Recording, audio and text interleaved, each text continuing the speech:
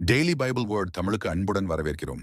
இன்று நவம்பர் 7, 2025, பொதுக்காலம் 31ஆம் வாரம், வெள்ளிக்கிழமை. ஒளியின் மக்களை விட இவ்வுலகின் மக்கள் முன்மதியுள்ளவர்களாய் நடந்து கொள்ளுகிறார்கள். லூக்கா எழுதிய தூய நற்செய்தியிலிருந்து வாசகம். அதிகாரம் 16.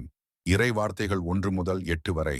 அக்காலத்தில் இயேசு தம் சீடருக்கு கூறியது: செல்வர் ஒருவருக்கு வீட்டுப் பொறுப்பாளர் ஒருவர் இருந்தார். அவர் தம் தலைவரின் உடைமைகளை பாழாக்கியதாக அவர் மீது பழி சுமத்தப்பட்டது. தலைவர் அவரை கூப்பிட்டு, உம்மை பற்றி நான் கேள்விப்படுவது என்ன? உம் பொறுப்பில் உள்ள கணக்கை ஒப்படையும். நீர் இனி வீட்டுப் பொறுப்பாளராய் இருக்க முடியாது என்று அவரிடம் கூறினார். அந்த வீட்டுப் பொறுப்பாளர், நான் என்ன செய்வேன்? வீட்டுப் பொறுப்பிலிருந்து என் தலைவர் என்னை நீக்கிவிடப் போகிறாரே. மண் வெட்டவோ என்னால் இயலாது. இறந்து உண்ணவும் வெட்கமாயிருக்கிறது. வீட்டுப் பொறுப்பிலிருந்து என்னை நீக்கிவிடும்போது பிறர் என்னை தங்கள் வீடுகளில் ஏற்றுக்கொள்ளும்படி நான் என்ன செய்ய வேண்டும் என எனக்கு தெரியும் என்று அவர் தமக்குள்ளே சொல்லிக் கொண்டார்.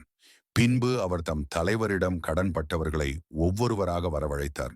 முதலாவது வந்தவரிடம், நீர் என் தலைவரிடம் எவ்வளவு கடன்பட்டிருக்கிறீர் என்று கேட்டார். அதற்கு அவர், 100 குடம் எண்ணெய் என்றார்.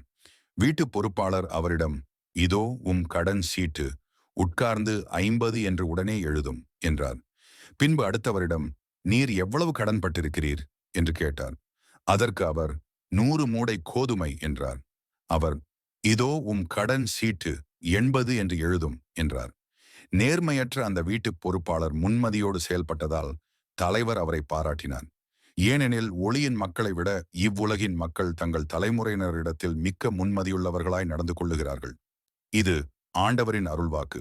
இறைவா, உமக்கு நன்றி. தினசரி நற்செய்தி வார்த்தைகளுக்கு daily Bible words Tamil channel subscribe பண்ணுங்க. இந்த வீடியோவை லைக் செய்யவும், ஆமேன் என்ற வார்த்தையை பதிவு செய்யவும் மற்றும் உங்கள் நண்பர்கள் மற்றும் குடும்பத்தினருடன் பகிர்ந்து கொள்ளுங்கள். கடவுள் உங்களை ஆசீர்வதிப்பாராக. ஆமேன்.